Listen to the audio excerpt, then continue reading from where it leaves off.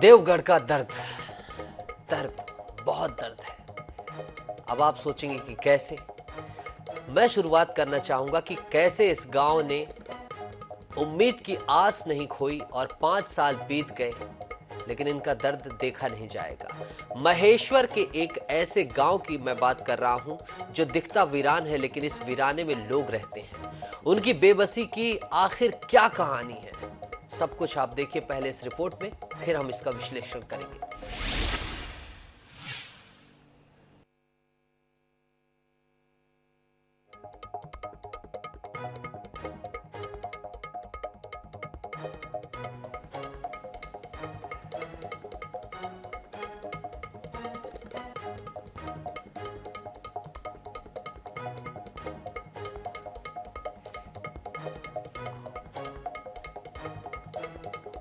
हम आपको ये रिपोर्ट दिखा रहे हैं, उससे पहले हम आपको ये विजुअल्स दिखाना चाहेंगे ताकि आपको और जमीनी हकीकत की सच्चाई पता चल सके। ये देवगढ़ नाम का जो गांव है महेश्वर में था। इसने 2018 के चुनाव में बहिष्कार किया था मतदान का अपनी व्यवस्थाओं को लेकर। इन्होंने सोचा कि मतदान का बहिष्कार करेंगे तो शायद सरकार की निगाह पड़ जाए, प्रशासन हमारी समस्याएं देख पाए, लेकिन प्रशासन है कि आज 5 साल बीत जाने के बाद भी इनकी कोई समस्या नहीं देख पाया। पानी पीने के लिए कई किलोमीटर का इनको रास्ता तय करना पड़ता है। अस्पताल में अपने परिजनों को ले जाने के लिए इन्हें 15 से 20 किलोमीटर, 10 से 15 किलोमीटर का सफर तय करना पड़ता है। अपने बच्चों के लिए राशन लाने के लिए उन्हें भूख से तड़पते बच्चों के भोजन के लिए सोसाइटियों के लिए दूर दूर तक जाना पड़ता है। सड़क नाम की तो कोई चीज ही नहीं है। बरसात आ जाए तो मजाल कि इनके वाहन तो दूर, इनके पैर भी उस सड़क पर चल सकें, उस दलदल को फांद सकें। सोचिए ऐसी विकट समस्या में इनका क्या हाल होता होगा, इनके परिजनों का क्या हाल होता होगा। जिस घर में कोई बीमार पड़ता होगा तो उसकी क्या अवस्था होती होगी जब वो 10 से 15 किलोमीटर तक मचान में अपने घर के परिजन को लेकर जाता होगा।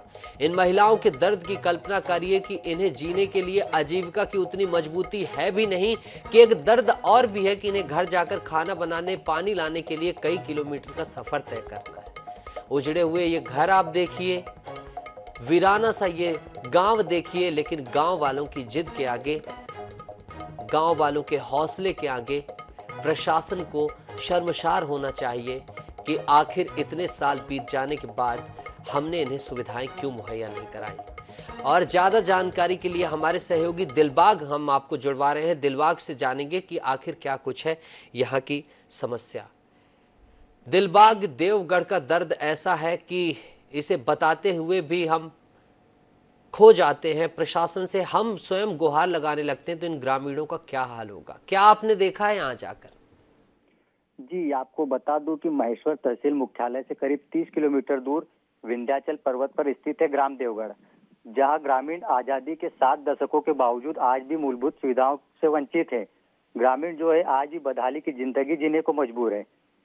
यहाँ ग्रामीणों की 2 प्रमुख मांगे है, एक पीने को जल, दूसरी मांग है तहसील मुख्यालय तक पहुँचने के लिए पक्की सड़क। पक्की सड़क का निर्माण नहीं होने से यहाँ इमरजेंसी में न तो 100 डायल पहुँच पाती है और न ही एम्बुलेंस। कई बार महिलाओं को प्रसव पीड़ा के दौरान उपचार के लिए चारपाई पर लेटाकर पथरीले रास्तों से करीब 10 किलोमीटर का रास्ता तय कर प्राथमिक स्वास्थ्य केंद्र बागोद लेकर पहुंचते हैं। इस दौरान कई बार महिलाओं की डिलीवरी रास्ते में ही हो गई, तो कई बार इलाज के अभाव में पीड़ित महिलाओं की जान तक जा चुकी है। जी दिलबाग, प्रशासन का क्या इसमें कहना है? प्रशासन की नजरें क्यों नहीं आ पा रही हैं? 30 किलोमीटर ही तो दूर है महेश्वर से, क्या 30 किलोमीटर उन्हें अंतरिक्ष की दूरी दिखाई दे रही है? जी, करीब की तो बहुत नजदीक है, उतनी दूरी भी नहीं है, लेकिन जो है विधानसभा क्षेत्र जो है महेश्वर लगता है ग्राम देवगढ़ का, और जनपद पंचायत जो है वो बड़वा में आता है। इस कारण से कहीं ना कहीं जनप्रतिनिधि भी इस ओर ध्यान नहीं दे पा रहे हैं। बिल्कुल दिलबाग, जनप्रतिनिधि ध्यान नहीं दे पा रहे हैं, अधिकारी नहीं ध्यान दे पा रहे हैं, तो फिर ध्यान देने वाला है कौन?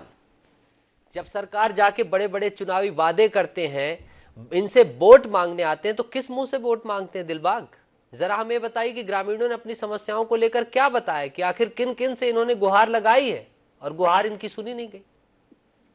जी, जैसे कि 2018 में विधानसभा चुनाव में भी ग्रामीणों ने जो है विधानसभा चुनाव में अपने मतदान का बहिष्कार किया था, जिसके बाद प्रशासनिक अधिकारी और कई जनप्रतिनिधि भी वहां पहुंचे थे, जिनकी समझाइश के बाद ग्रामीणों ने अपने मत का उपयोग दिलबाग किया। आप हमारे साथ रुके। हमारे साथ महेश्वर से विधायक विजय लक्ष्मी साधो जुड़ रहे हैं हमारे साथ। सर, आपका बहुत बहुत स्वागत है न्यूज़ 24/7 में।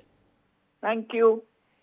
सर, महेश्वर के एक गांव है देवगढ़, वहां का दर्द इतना बुरा है कि सर मुझे नहीं लगता कि आप देखकर और एक जनप्रतिनिधि होने के नाते ऑन एयर इस बात को कबूल कर पाएंगे कि वहां सब कुछ चंगा चल रहा है। सर, ऐसी क्या समस्या है कि वहां सड़क नहीं है, पानी के लिए 2-2 किलोमीटर जाना पड़ रहा है, महिलाओं का दर्द है, आप तक नहीं आई क्या खबर? सर, बोल रहे हैं, आपने स्टार्टिंग में जो बोला वो बहुत गलत बोला है कि जनप्रतिनिधि ध्यान नहीं देते। मैं आपके संज्ञान में ला दूं कि 2003 और 3 में 65 लाख रुपए उस रोड के लिए विजय लक्ष्मी साधो ने एज ए मंत्री सैंक्शन करे थे। 2003 के बाद इलेक्शन हम हार गए और भाजपा की सरकार बनी।